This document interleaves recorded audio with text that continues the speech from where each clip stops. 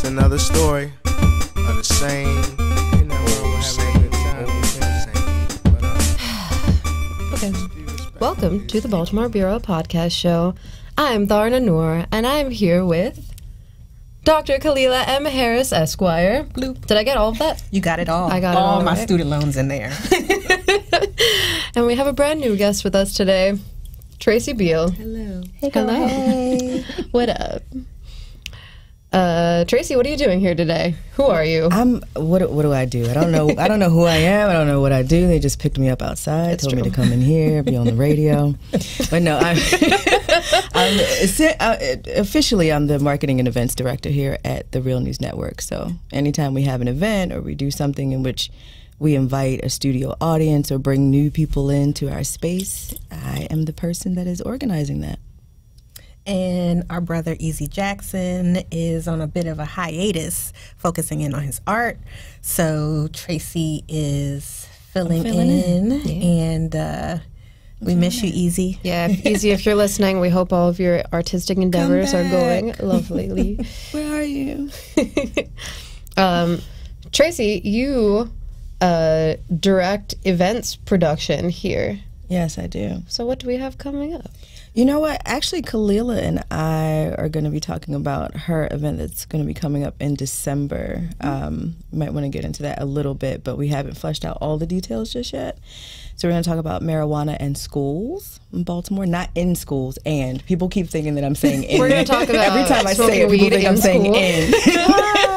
So we're going to be talking. Fun. Yeah, we're going to be talking about using marijuana to fund schools and other other social goods, and whether or not using a regressive tax is the right way to get money out of an industry that has been built on the backs of Black and brown folk who aren't necessarily benefiting from it. So we're going to have that conversation in a much more deep way to make sure that 10 years from now, people aren't having to come to Baltimore and study us to find out what happened. Yeah. Because of all the good weed. Yeah. Right? Yeah. Where'd they go? So there's that. And then we're also opening a bookstore at Ida B's Table right next door. We've partnered with Duende District Books. And so we're focusing on authors of color, stories by people and for people of color. So I'm really excited about that. So we'll do a soft opening at the end of this month, which is October, but we'll have like a little cocktail party at some point in November and invite some folks out. I think that'll be a good time. I love seeing, especially, all of the books in there are truly wonderful, but I especially love seeing children's books that center on stories of kids of color. I feel like that's like so important and something that's missing from so many bookstores. So yeah, and that's something we want to focus on too, is bringing more like children's books, and because of the very reason that you just said, like you don't find them very often. And you know what's interesting too is that there are a lot of authors of color in Baltimore. There are. Like I knew there was probably a decent amount, but the amount Easy sent out he posted something on Facebook about how he was looking for like authors of color in Baltimore, Black authors. And I think he got over like 100 responses. Oh yeah, easily. Just to that one message. And a lot of that was like people tagging multiple people. Yeah. It felt so good. You know what I mean? So Reginald F. Lewis Museum, which is located here in Baltimore, also hosts an annual event for children's authors of color. Nice. And it's an amazing event. Last year I attended, and the authors are amazing, and the kids coming in and seeing stories with lead characters who look like them but who do regular things, right? Yes. Everybody's not in the civil rights movement. Everybody's not a baseball player or an entertainer. They're just like doing regular stuff, like mystery. We gonna find out who stole the peanut butter and jelly off the counter. It was me. It was me. I stole the peanut butter and jelly. Yeah, it's important for young people to see themselves. 100%, and not always have to be heroes. Not always have to be larger than life. Just be able to be kids, because so often childhood is stolen from kids of color. So, yeah, absolutely. All right, well, why don't we get into these stories? It's election season, so we are going to first check out a piece by Dharna Noor someone Dharna Noor has known since she was born. It's true. The piece is about early voting beginning in Maryland, started October 25th. Hope everyone knows that with early voting, you can go and register on the same day. That's right. We have 2 ballot initiatives on this year's ballot, statewide initiatives. One is about the casino lockbox, $4 for schools, and the second is about being able to register the day of general voting or voting in the general election. So let's check out this piece and see what folk are saying on the ground as it relates to the start of early voting. And it's the first day of early voting in Maryland. There's a lot of interesting races here. The state house is up for grabs. There's a governor's race, which has drawn national attention. And of course, it's the midterms, and there's a heated debate between Democrats and Republicans about the future of this country. We were inside earlier. This voting station was packed, and you can see the line right now goes out the door. And we're talking to some of the folks gathered outside. What's your sense of the governor's race? Here, it's not going to be close. Larry Hogan is going to win by probably a good margin here. You're a Democrat. Yes. Well, did you endorse Ben Jealous, and did you campaign for him? No. Why is that? Like I said, he didn't come to our area, really. I mean, nobody's been here to campaign for Ben Jealous. I've never met Ben Jealous. I'm sure he's a very nice guy. But the Democrats who elected him in the primary tend to have different ideologies than the Democrats that I represent. As you know, there's been polling done statewide in Maryland, and the majority of voters do support things like a $15 minimum wage, Medicare for all, legalizing pot, increasing funding to schools beyond the levels that Hogan has thus far. He's had record funding, but the state's own studies say that schools are not adequately funded by billions of dollars. What are your thoughts on that? It depends on the polls. It depends on who does the polls. You can ask people if they're for legalizing marijuana, but at the same time, we still have issues with what we've done with medical marijuana. So I don't think that we're there yet. As far as other issues that might poll well in one area, they might not poll well in another. Why are you here today? I'm Philip Pack. And I'm Gloria Pack. And we're here to vote. And you voted. You already voted? We already voted. Yes, we voted already. How'd it feel? It felt good because we got to get Trump out of there. He has to go. And his underlings, all those little legislators in the South and all this trying to stop people from voting and all, it's just ridiculous. You're talking about Georgia, where there's two lawsuits right now. Yes, Georgia, and it's another state too. Yes, a couple of them where they're trying to suppress the vote. What about you? What's bringing you out here today? To make a change. If you want things to change, the only way to get them to change is everyone come out and vote and make a difference in the way things are going now. If you don't like the way things are going now, the only way to change that is to vote and get people in who will make those changes. So there's an interesting governor's race happening here where there's a very popular Republican governor. He hasn't done a very bad job, but I'm not voting for any Republicans. I don't like none of them. I didn't vote for him. I voted for Ben Jealous. Give him a chance. I think he's principled and he could be a good governor. The polls have him down double digits, and people that make election predictions give him less than a 1% chance. But the polls aren't always right. But No, they are not. Right. That's why we have the president we have now. The polls are not always right. I wanted to ask you about a ballot measure. There's a measure on there that would dedicate all casino funding to go into school revenue. That was Hogan's thing. Well, actually, that's what he claimed in his ads, but that actually was passed by Democrats. He had his own measure, which he proposed, which wasn't passed. Did you support that ballot measure? Yes. Oh, you did. Okay. Yeah. Yes. Yes. I Was that supported something that all you of them. and you saw that you saw? It sounds like you saw that TV ad by Governor Hogan. Right, I did. It was all over. It's been all over. It's been all over the Yes. airways. Yeah. Yes, just like the Republicans are going to give, they support, what is it, pre-existing conditions. Yeah. Excluding them So from that's coverage. such a lie, because they voted against it. Yeah. You know, they tried to kill Obamacare, and when they found out the Affordable Care Act was Obamacare, the white people freaked out. You know, but then they fought to keep it because it was a good thing. So who knows? It's just them against us right now, and America needs to heal. You know, America needs to heal all of those migrants walking from Honduras, and he's talking about cutting money. Why would you cut money from a poor country? You need to give them more money so they can stay home, but it's just bad. I believe in my son. He's for a transparent government, open, transparent government. His main priority is education. As you may know, he was a teacher for 7 years at Patapsco High School, where he taught in the trailers that he knows we have problems with, brown drinking water. And when people talk about where you're going to get the funding for all the initiatives he wants to do, you have to have priorities. You know, one of the priorities is we're spending $300 million for first graders to have laptops a year at a time when we have brown drinking water. And we also have, you know, kids being taught in our trailers. And for him, that's unacceptable. So he also believes in children getting educated early. That's why he believes in expanded pre-K. There's studies that say children who go to pre-K tend to get more jobs when they get older, better jobs, and also stay out of trouble. There's a bunch of interesting issues in the Baltimore County race that I think people nationally will find very interesting. One of them is the issue of Section 8 housing. And there's an agreement, a current agreement with the federal government, I believe, around Section 8 housing in Baltimore County. And the state and Baltimore City and the county have this long history that a lot of people don't know about. But Al Redmer has said he's going to fight that agreement to allow Section 8 housing vouchers in the county. What are your thoughts on that? Well, what a lot of people don't realize in Baltimore County, because they're using it as a fear tactic, is right now we have areas in Baltimore County that have concentrated Section 8.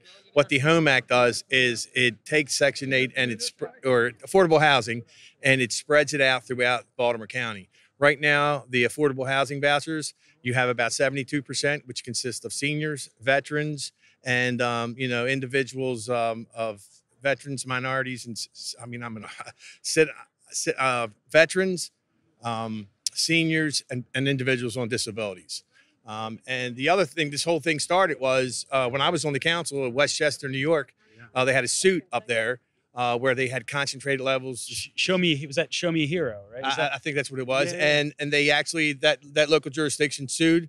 They filed suit that they weren't going to do what they wanted, the individual groups, the ACLU and HUD and other groups, and that jurisdiction lost the lawsuit, and it cost the taxpayers $42 million. And so there's a precedent set that we're doing this. They said we were doing the same thing. That's what started this whole chain reaction, and that's where they try to come up with a plan to try to settle where we don't have all that concentrated Section 8 in one particular area. That wraps it up for now, but we're going to keep bringing you coverage throughout early voting and up until November 6th. So stay tuned to therealnews.com for all this coverage and a lot more. Thanks so much for watching. I guess beyond even the content of this piece, the sheer number of people who have been going out to the polls during early voting this year already has been pretty stunning. There have been a number of polling stations where the turnout has been up by 100% from the last election. So that's pretty incredible. We see a lot of advocates who are also doing poll parties. emceeing a rally on Saturday, focused on women of color, doing a rally, and then we're going to go early vote over in the West Side Shopping Center. The piece coming up after this, you'll see Black Girls Vote, Baltimore Women United, other organizations talking about other early voting activities that they're doing. Black Girls Vote did something yesterday at Morgan, and a marching band led like 200 students to the voting polls up on Cold Spring Lane near the university. So, you know, people are really trying to pull out that engagement in ways that connect with everyday people. So not surprising, but, you know, in this piece, Jessel was out in Perry Hall, and it's a bit of a conservative district. Talked with folk about multiple things, you know, what's up with Larry Hogan? Can Vangelis win? You know, is he socialist, not socialist? Had one person acknowledge that they heard of the Kerwin Commission, which is going to be critical next legislative session.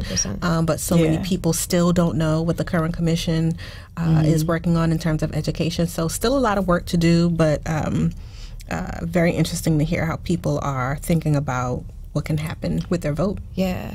And interesting to see how people have lost so much faith in sort of the federal election cycles, that there's been more focus on the local elections. Like, he spoke with two voters who as you just heard in the piece, said that part of the reason they thought it was important to come out and vote early and to, use that right, to express that right, is because they've been so displeased with what's been coming out of the White House. So, that's a narrative that I think that we and a lot of news networks have been saying, like, as the Trump administration XYZ, people are looking to local elections, but it's, I guess, cool to see that sort of echoed back from the polling stations too, from voters. Well, I liked in this piece also that Jessel was able to talk with people who could unpack the commercials and compare it with actual policies that were happening. He talked with Johnny O, who is running for county executive in Baltimore County. Or Johnny O's dad, Johnny, right. Whose son is running for Baltimore County executive. But, the one woman he spoke with who was comparing what was happening in Governor Hogan's ads versus the actual policies that were passed, right? And things like Governor Hogan saying the Hogan lockbox when it was not his bill to get the casino money locked for education. And driving in fact, so many people crazy. Right, well, and in fact, he, in his own budget, supplanted education dollars with the casino money. And in fairness, O'Malley did that before him as well. But to now say that he's had a bright idea about how to increase funding to education is, stealing somebody else's shine. Right.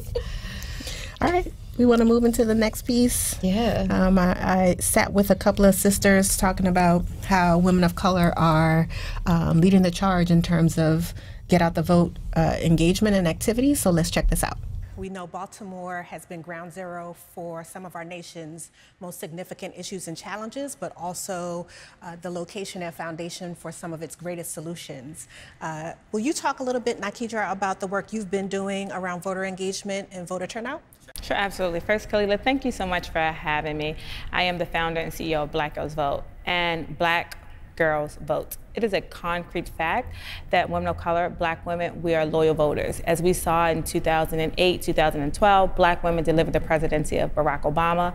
We saw in 2016, 94% of Black women voted for Secretary Clinton. Senator Doug Jones is in office because of Black women. And it's so important with getting 98% of the Black women's vote. And it's so important that women of color, Black women particularly, say, hey, we vote, but in exchange for our vote, we want policy, we want real life solutions for Black women. So Black Girls Vote, we're out in the streets, we're in the community, getting folks engaged, educated, and empowered about what's happening in the community, but making sure that they're not only registered to vote, but mobilizing them to the polls as well. And you have an event coming up. Will you talk about that? Absolutely. On October 25th, we're extremely honored and excited that we have our first collegiate chapter of Black Girls Vote at Morgan State University, the historic Morgan State University. And we're partnering with Tumblr to mobilize, our goal is to mobilize 2018 voters for the year 2018, voters to the polls on election day or during early voting. So we're kicking off at Morgan State University. We're going to do a demonstration with a press conference in the morning, then a demonstration to the polls. And across the city, we're doing 10 activations. Towson University is one of them, some of the local schools and partners, and we're actually mobilizing students to the polls and saying, hey, early voting, you don't have to be registered to vote in advance. You can register on site and get out to vote, because the millennial voting block is so powerful. Black Girls Vote, we focus on 18 to 25-year-olds, and this is the first time now and looking at where we're able to eclipse the baby boomers. If not 2018 to 2020, Brennan, they're still doing research as well as Pew, but it's the time now where millennials have to get out and vote, and I want young Black girls to say, hey, we are going to vote, but we want things in exchange for our vote, mutually beneficial relationships. That's what it's about, and Black Girls Vote. We're super excited. Rakara Jones, will you talk a bit about your work with Baltimore Women United and what they've been doing to organize voters to get engaged and also turn out? Sure, so thank you again for having me here. I'm on a steering committee of Baltimore Women United. We are an organization that was formed right after Trump was elected. I think we all kind of woke up sad, disgusted, depressed, and just was like, what can we do? Like, how can we overcome this? And besides sit at home and be depressed. So we came together, and our goal is to bring women and women of color across the city of Baltimore, bring them together. So a lot of the activities that we do are, we've been doing a lot of postcards. We've been writing handwritten postcards to women, telling them how important it is to vote. We have an action on the 8th of every single month where we either do canvassing of women, registered women and talk to them about how important the upcoming election is, or just talk to them about their issues, what they want to see as a part of an agenda going forward for their elected officials.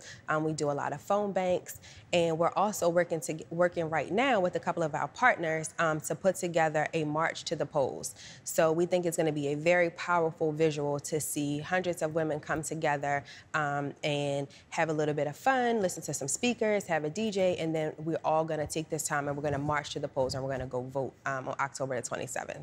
That's great. And, you know, just to piggyback on what you just said, both of you are taking actions to make sure that people understand how critical it is to vote, the importance of the Black woman's voice in elections for the past few decades, if we are being accurate. But what kinds of things are you hearing from people when you're knocking on doors or when you're doing get out the vote work?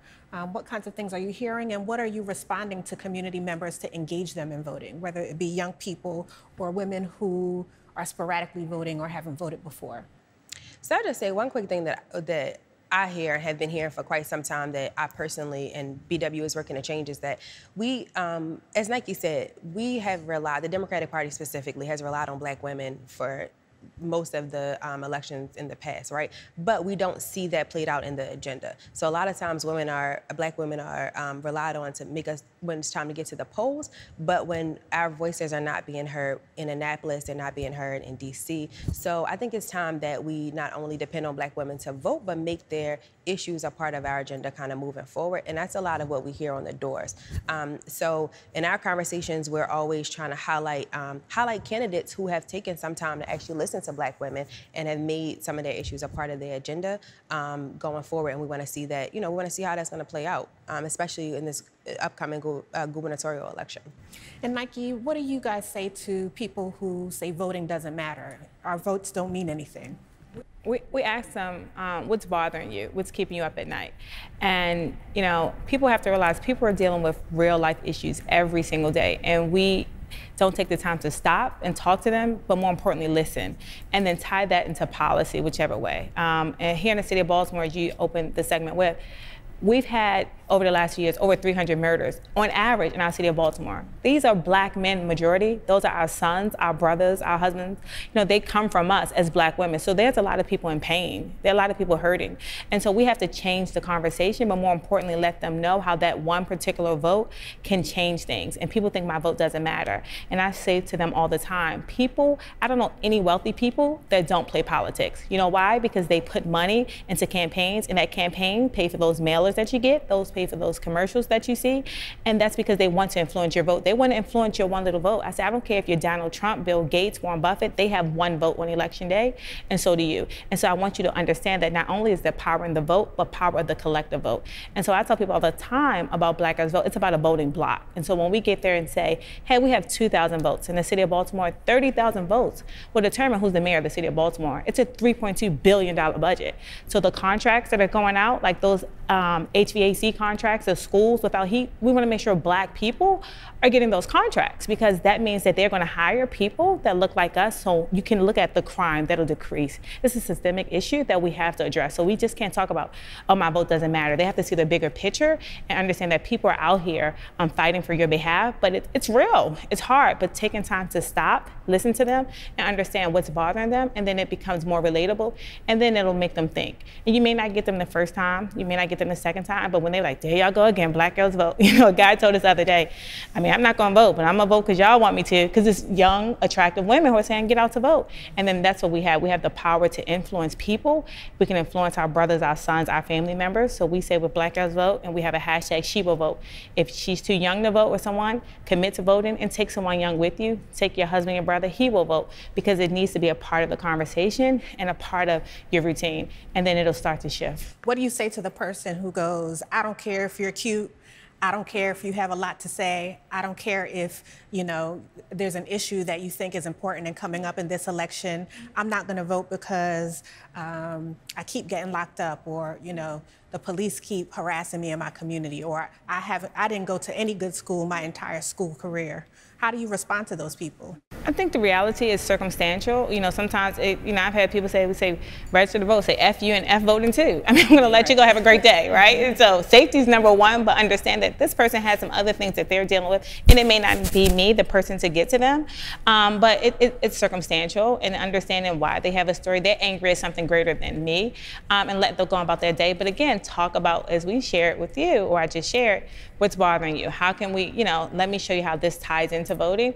But it's a situation that you have to keep repeating it, and then one day they may get it. Like, you know what? I remember plant the seed, right? Plant the seed, and that's the start. Planting the seed, and then, it doesn't happen overnight. So, ladies, we know that in women's movements, we've experienced situations where white women are prioritizing things that are important to them. And Riccara, you spoke about this, about women on the door saying, we carry the weight of the party, or we carry the weight of our party in the case of Democrats, or women who may not be Democrats may be saying we are supporters of the policies that are important to this party, but after the election, we don't have the opportunity to see our issues raised as a platform or put forward in legislation.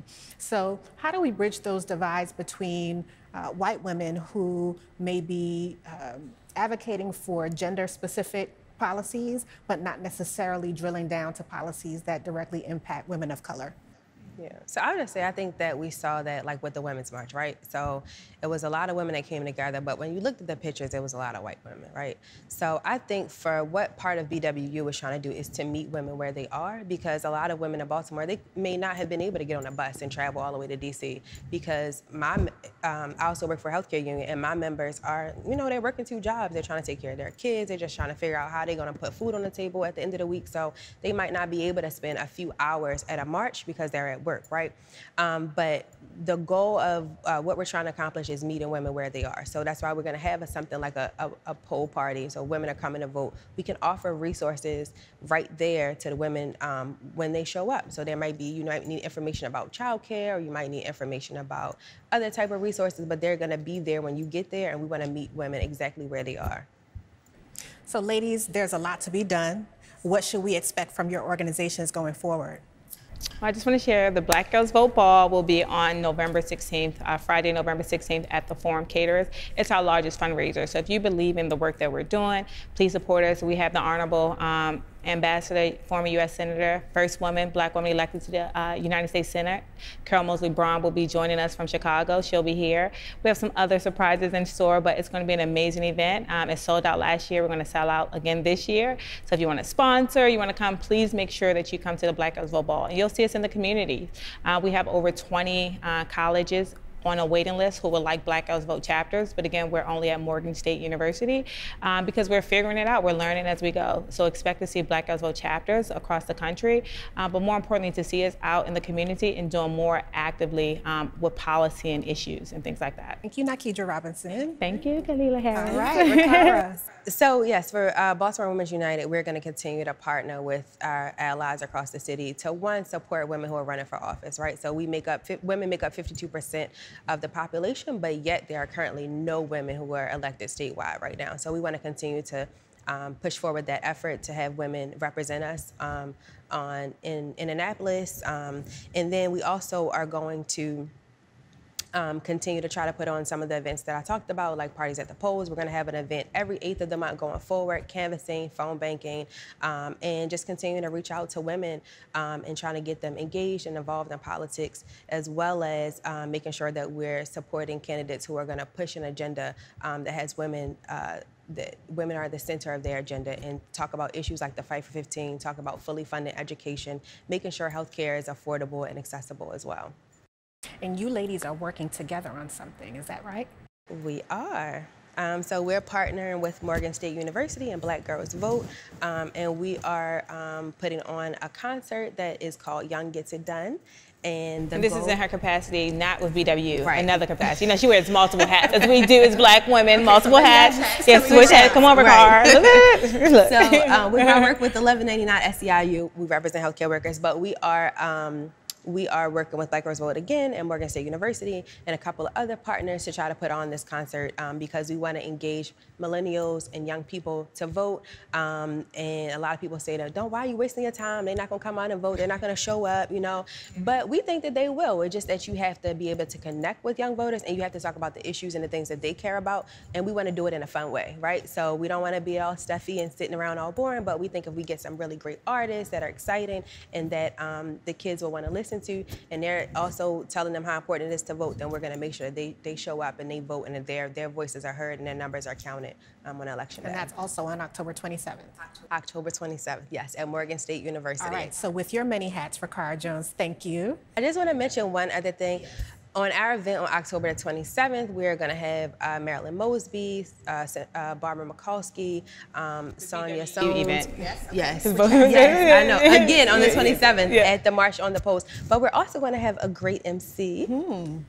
Khalilah is going to be our MC for this event, so we don't invite everybody to come on out. We're going to have a great time. We're going to have a lot of women. They're going to show up, and we're going to march to the polls and show up in great numbers. Thank you, ladies. So we're looking forward to, regardless of what your political affiliation may be and your interests, making sure that voters have all of the information they need to understand how they can make informed decisions and make sure that they understand that this city belongs to them and their engagement, no matter what their political beliefs are certainly important. And at The Real News, we believe that the future depends on knowing, and solutions can come from the people. So we just want to keep making sure we bring folk like you on to talk about important issues and the ways that you're working on solutions for the city. So thank you. Thank you. We're happy to be here. All right. So first of all, that was so fun. Yeah. I just want to have a bunch of panels with just women. Just like right now. Exactly. So I was just going to say, just like right now. This moment we're in right now. That was a great story. It really was. And you know, the thing that I like about it the most is it's unfortunate that we're dealing with what we're dealing with politically right now in terms of like Trump being in office and, you know, everything that's happening.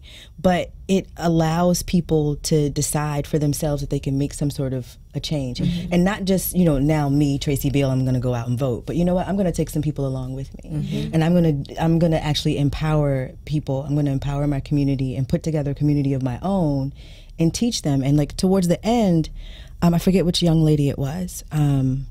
She was the one on the left. But she was talking about how they come across people who are just like, I'm just not voting. Yeah, like Nikidra. Like I'm just not doing this. And like you asking her like, so what do you do? You know what I mean? Like when people tell you that, because I have family members that feel the exact same way. Like, what am I voting for? Yeah. Like, what am I going to do this for? It's not going to make any sort of difference. So it's like, how do you change people's minds? You know what I mean? And then how do you keep moving even after hearing all of that from folks? Like, you know that you're going to make some kind of difference anyway. Yeah. You know? So I really like this piece. That's something I was really excited to hear from about from these folks too. Yeah. It's like, because I think there are so many people who are so disillusioned by voting in general, especially, of course, seeing what's going on with the federal government. So it's, you know, I was really excited to hear her response to hearing so many people, especially young people, saying, "What am I even voting for?" I heard somebody say recently, if your vote didn't matter, then why would they try to suppress it?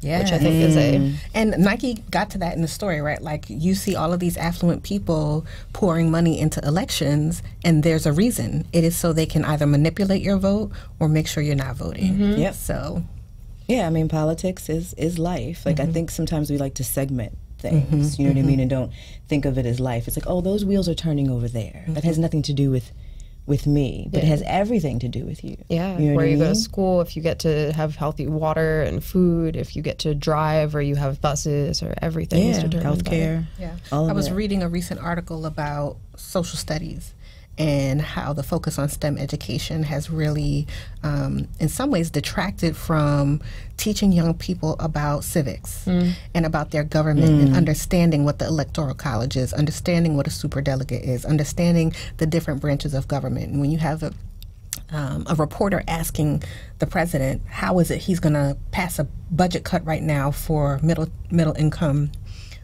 citizens, and he goes, we're just going to do it, and the reporter pushes back and says, Congress is not in session. How are you going to get this done? We're working on it. Just take a look in the next couple of weeks. We're going to get it done, right? That the president of the United States doesn't understand how Congress and the three branches of government works. You know, we really need to make sure that our kids, we need to think about what the purpose of education is, right? And STEM is great, but if you can't pay your bills, if you can't make decisions about where your kids go to school, if you can't challenge people who are elected to be responsible to you because you have no idea what they do, you know, you're enslaved. You know, which also impacts what happens to what you're doing in STEM. It also, you know, even science and math are also political because the way that science is used or not used, the way that certain studies are ignored or picked up is also dictated by, you know, socioeconomic forces. So, and you know, you got Bob Moses in the Algebra Project talking about how the intersection of humanities and science, technology, math come together in all justice movements. And anybody who's a good STEM advocate talks about the need for humanities to be deeply rooted, because then you don't understand how to do problem solving in ways that are effective using the STEM. But we're off on a tangent. Let's talk crime in Baltimore. Yeah, speaking of problem solving or problems to be solved, yet another story about the saga of police overtime here in our lovely city of Baltimore, from Stephen Janis and Taya Graham. This is Stephen Janis reporting for the Real News Network in Baltimore City, Maryland. Could the Baltimore Police Department be robbing one of the poorest cities in the country? That's what a new report implies. Stunning news about overtime spending in the Baltimore Police Department. In a city that suffers from entrenched poverty, a just-released audit reveals what Mayor Catherine Pugh characterized as fraud and abuse of overtime pay. Is there overtime abuse? I believe so. Do we have the number of officers in the police department that we should? Absolutely not. Her conclusions are based on this just-released audit, which reveals a culture where officers racked up overtime with little oversight or justification. The internal controls are insufficient to ensure that overtime expenditures are necessary, appropriate, and it's undetermined whether the present internal controls can prevent waste, fraud, and abuse of overtime.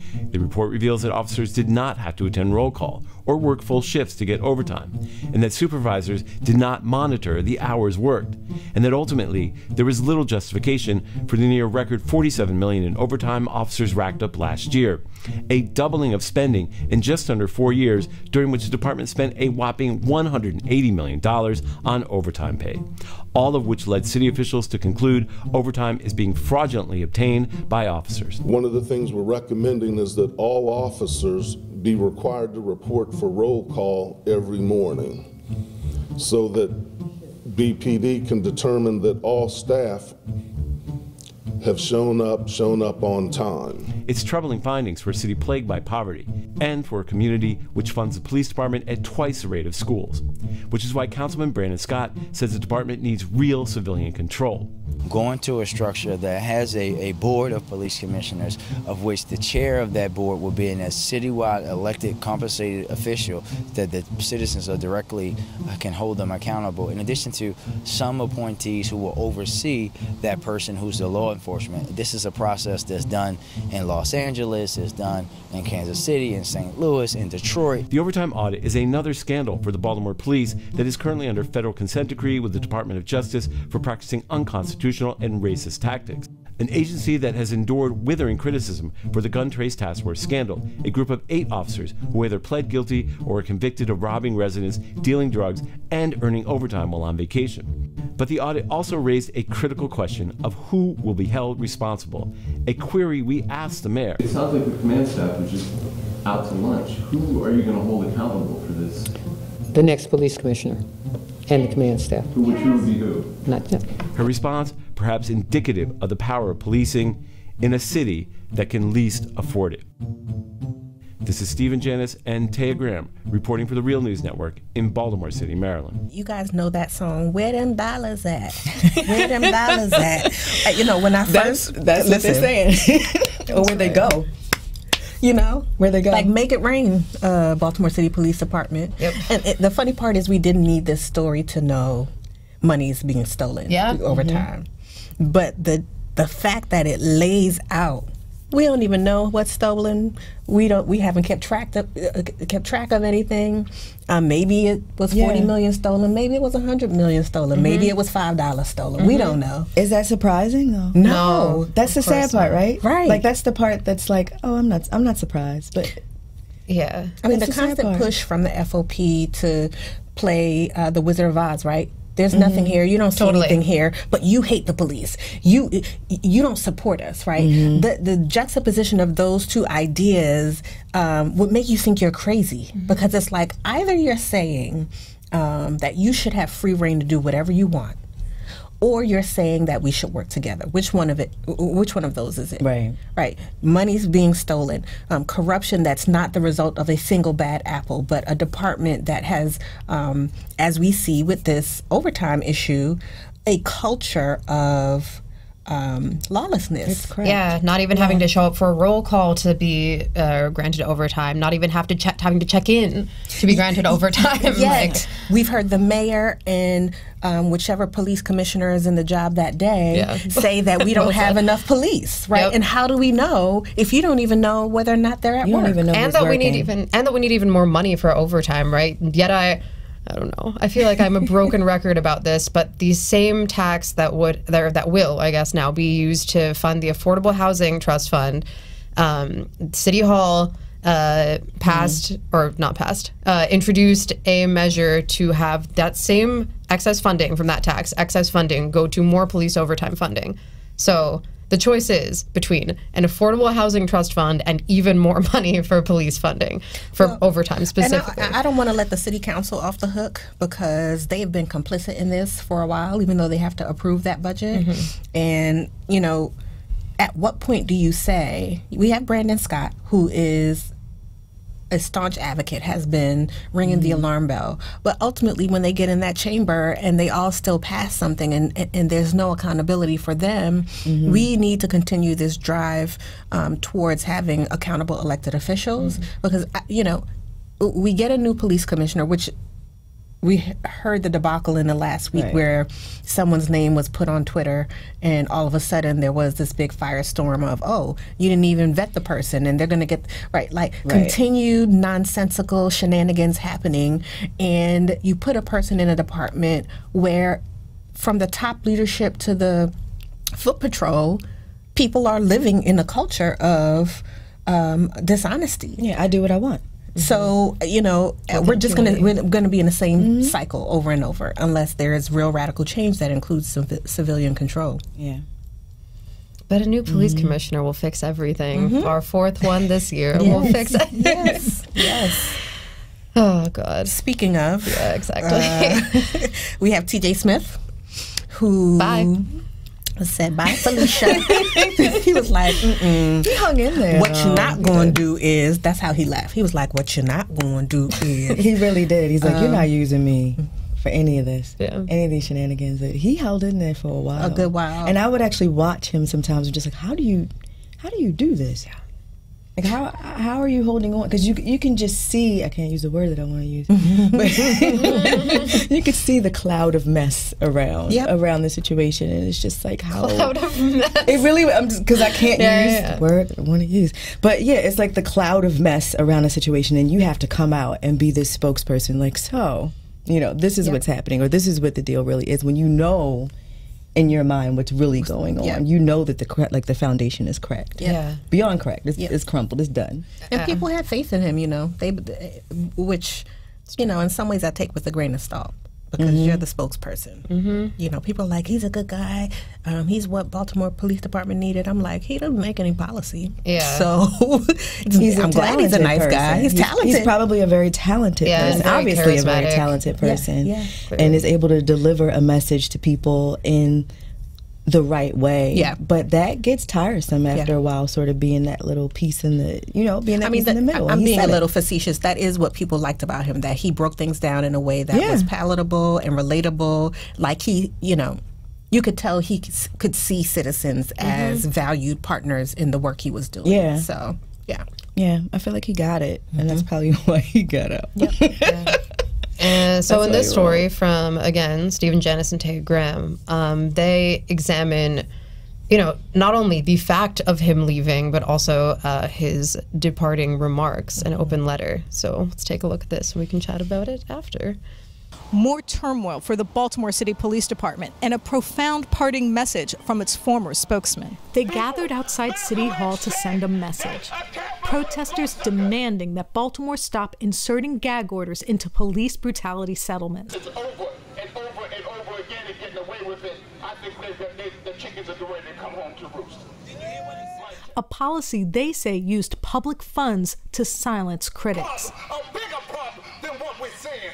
You're allowing yourselves each and every day to walk out your front door thinking you're being protected by the people that you're giving your tax money to, who's killing us every day. And another aspect of a police department already under federal consent decree, still shrouded in secrecy. But the conflict over the gag orders is just one of several controversies now embroiling the troubled law enforcement agency. Earlier this week, the department's top spokesperson, T.J. Smith, resigned. We spoke to him via phone, and he said the department is plagued with infighting and dysfunction. I don't want to get tied up in pointless rumors and innuendo for people's political gain, he told us. But he also said Baltimore's heavy emphasis on law enforcement is misguided. Policing is necessary, but to make that the focal point of a city like Baltimore is, in my opinion, an epic failure and a recipe for failure. These communities have been plagued by the same social ills for far too long. I know this, and most people know this is so far beyond policing.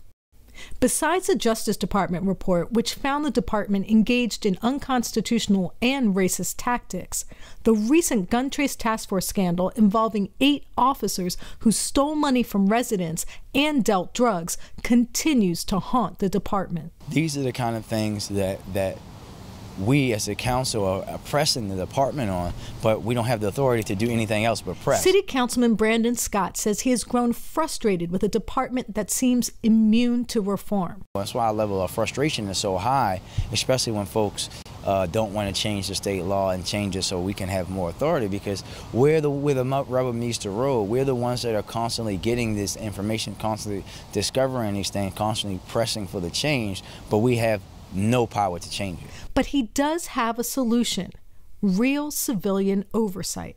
Scott has proposed a board with elected residents to run the police department.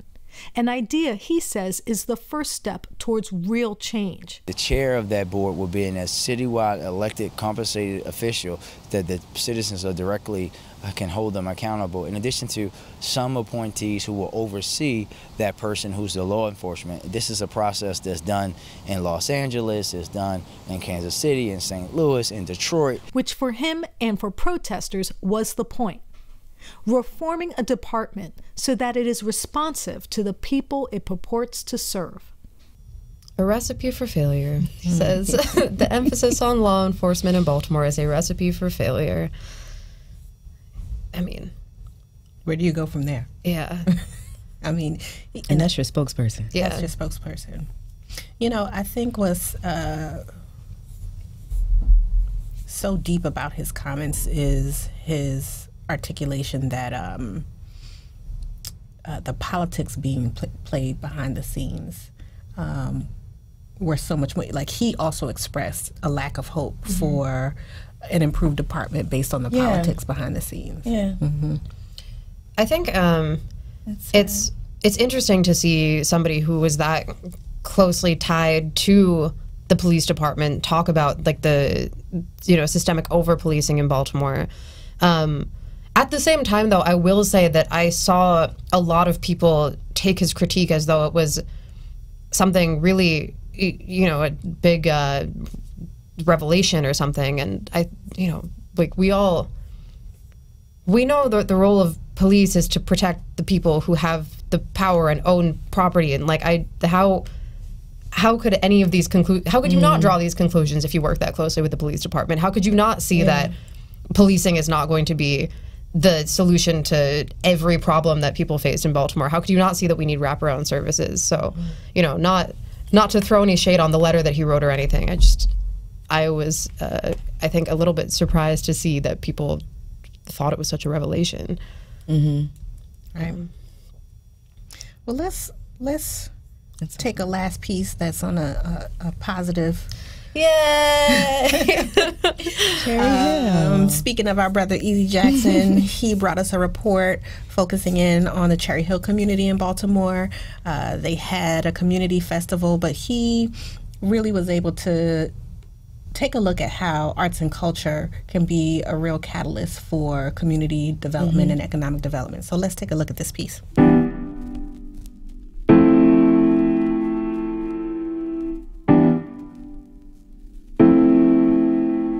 Okay, it started on the 2900 block of Baltimore is a city of neighborhoods. Each has its own history, architecture, traditions, and challenges. Cherry Hill is located in the southern part of Baltimore City. When you talk to people from Cherry Hill, they'll tell you that in the 80s and 90s, Cherry Hill was notorious for its crime and drug traffic. In 2013, a federal investigation led to the arrest of 36 rival gang members. By 2016, authorities were saying the neighborhood had seen crime go down drastically. Today, it is the home of 2 21st century schools, which are new and renovated schools being built throughout the city. The schools are meant to not only prepare students for college and careers, but to serve as a hub with resources to support the surrounding community. How bad was it growing up? Significantly bad. So now we have different programs in place out here to reduce the shootings and homicides. Since they've been in the community, shootings and homicides have went down 50%. Art serves as a critical reference point in terms of providing a point of or for remembrance, also providing an opportunity for young people to be initiated into the culture that exists in the Cherry Hill. This year, Cherry Hill held its second annual Cherry Hill Arts and Music Waterfront Festival, a lineup of mostly Cherry Hill natives. The festival aimed to celebrate the beauty of this historic Baltimore neighborhood. Fanon Hill is the founder of the Youth Resiliency Institute, one of the organizations behind the festival. Fusion Partnerships is an organization working to ensure Baltimore residents have equitable access to resources and opportunities. You look around Baltimore and you have certain communities that have multiple festivals every year. When we did our research, we realized that in communities like Cherry Hill, there were festivals in the past, art-based programs in the past, 50s, 60s, 70s. Amazing artists have come out of Cherry Hill.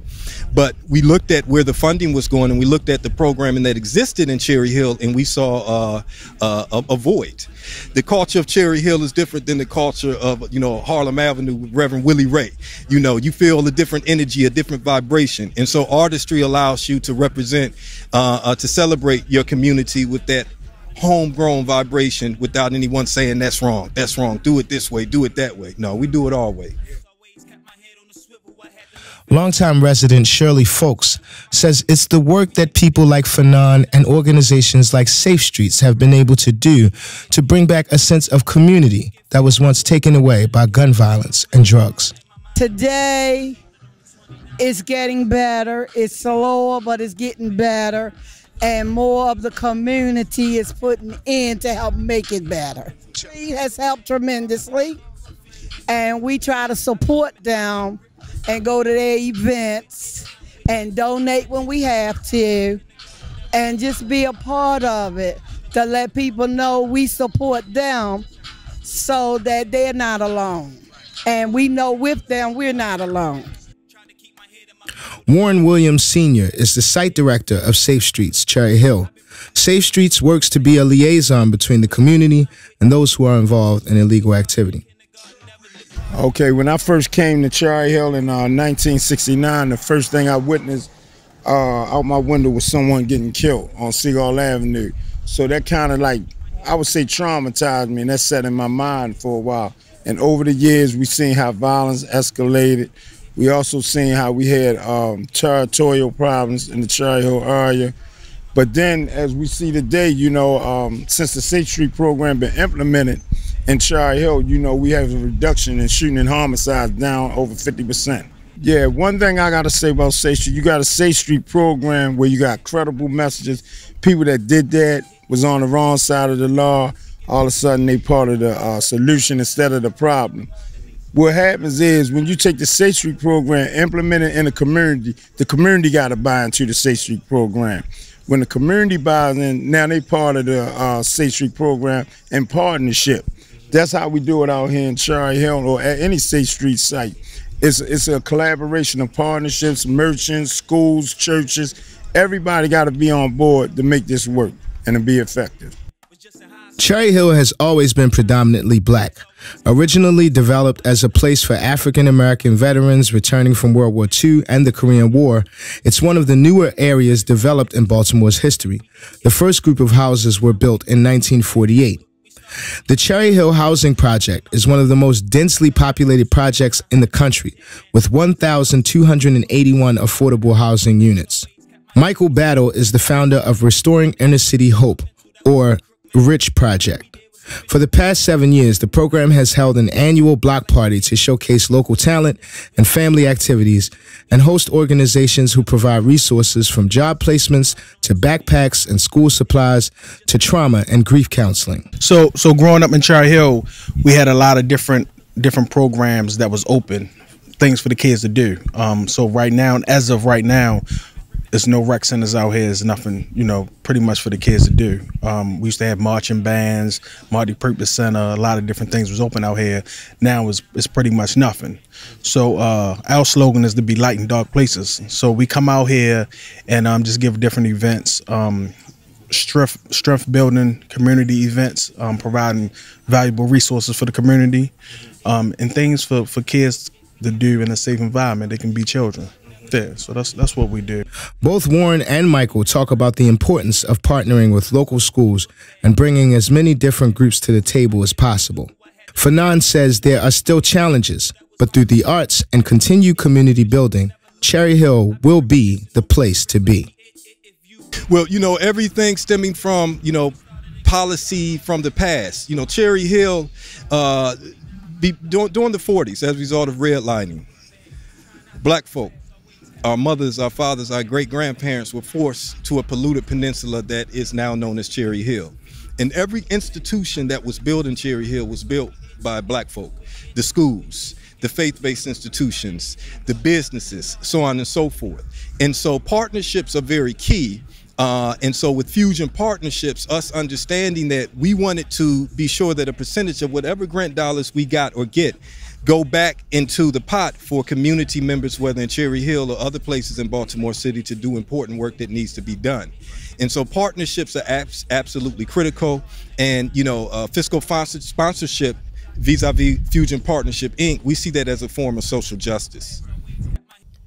Shout out to our newest shooter editor, Tunde, for a really beautiful visual representation of Cherry Hill in this piece. If you're just listening to this, highly recommend that you go and check out, not only the video version of this podcast on therealnews.com, but also this individual story, and the rest of them, I think. I didn't know Tunde shot this. This is good.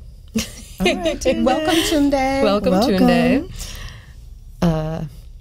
Yeah. Oh, it's something to smile about at the end. That's true.